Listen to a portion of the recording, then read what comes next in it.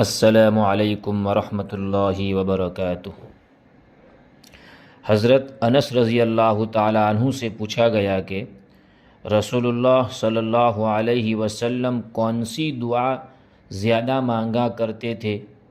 انہوں نے جواب دیا کہ رسول اللہ صلی اللہ علیہ وسلم سب سے زیادہ یہ دعا مانگا کرتے تھے، ربنا آتنا فی الدنیا حسنہ وفی الآخرۃ حسنہ وقنا عذاب النار، جس کا ترجمہ ہے، اے ہمارے رب، ہم کو دنیا میں بھلائی دے اور آخرت میں بھی بھلائی دے، اور ہم کو آگ سے، عذاب سے بچا۔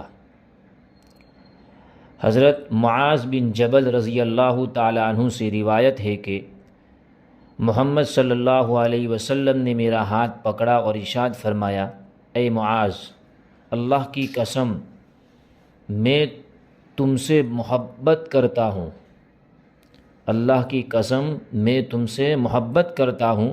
پھر فرمایا، اے معاذ، میں تمہیں نصیحت کرتا ہوں، ہر نماز کے بعد یہ دعا پڑھنا کبھی نہ چھوڑنا، اللہم اعنی علی ذکرک وشکرک وحسن عبادتک، جس کا ترجمہ ہے، اے اللہ، تیرا ذکر کرنے اور تیرا شکر ادا کرنے اور تیری اچھی عبادت کرنے پر میری مدد فرما۔